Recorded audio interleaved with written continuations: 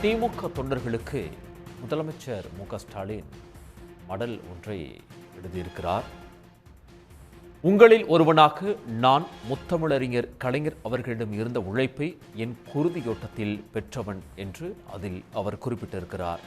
திராவிட model அரசின் 5 ஆண்டு கால சாதனைகள் தமிழ்நாட்டை பாருங்கள் என பிற மாநிலங்களுக்கு வழிகாட்டியுள்ளது என்று அதில் அவர் தெரிவித்திருக்கிறார். திமுக திருச்சி மாநாட்டை முன்னிட்டு தொண்டர்களுக்கு முதலமைச்சர் மு.க.ஸ்டாலின் மடல் ஒன்றை எழுதியுள்ளார். அதனை அண்மை செய்தியாக பார்க்கிறோம். திருச்சி குலுங்கட்டும், திமுக வெல்லட்டும், சிறுகனூர் மாநாடு படைக்கட்டும் என்று முதலமைச்சர் மு.க.ஸ்டாலின் அதில் குறிப்பிட்டிருக்கிறார். திராவிட மாடல் 2.0 ஆட்சி அமைத்திடும் உறுதியுடன் 2026 தேர்தல் களத்தில் பணியாற்றுவதற்கான பாசறை மாநாடு இது என்று அவர் குறிப்பிட்டுள்ளார். கருப்பு சிவப்பு அலை அணிவகுப்பு மார்ச் 9 அன்று சிறுகனூரில் பெருங்கடலாக காட்சியளிக்கும் என்றும் அவர் குறிப்பிட்டுள்ளார். உங்களை காணும்போது என் உழைப்பின் ஆற்றல் மேலும் பெருகும் என்று அந்த மடலில் அவர் குறிப்பிட்டுள்ளார். அடுத்த 5 ஆண்டு காலம் தொடரப்போகும் திராவிட மாடல் 2.0 ஆட்சி அனைத்து துறைகளிலும் தமிழ்நாட்டை இந்தியாவின் முதன்மை மாநிலமாக்கும் என்றும் அவர் குறிப்பிட்டிருக்கிறார்.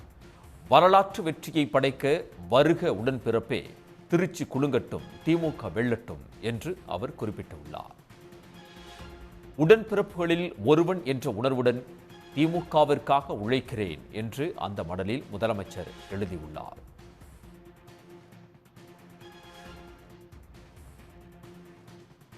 திமுக தொண்டர்களுக்கு முதலமைச்சர் மு.க.ஸ்டாலின் மடல் ஒன்றை எழுதியிருக்கிறார்.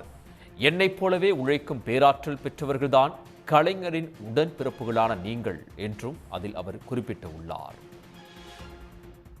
சர்வதேச தரத்துடன் உலக நாடுகளுடன் போட்டி போடக்கூடிய அளவுக்கான வளர்ச்சியை தமிழ்நாடு நிச்சயம் பெற்றிருக்கும் என்று அவர் குறிப்பிட்டிருக்கிறார்.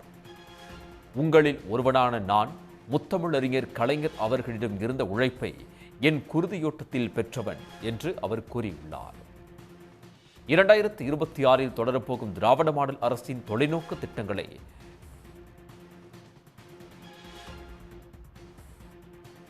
திராவிட மாடல் அரசின் 5 ஆண்டு கால சாதனைகள் தமிழ்நாட்டை பாருங்கள் என பிற மாநிலங்களுக்கு வழிகாட்டியுள்ளது என்று முதல்வர் அந்த மடலில் குறிப்பிட்டிருக்கிறார்.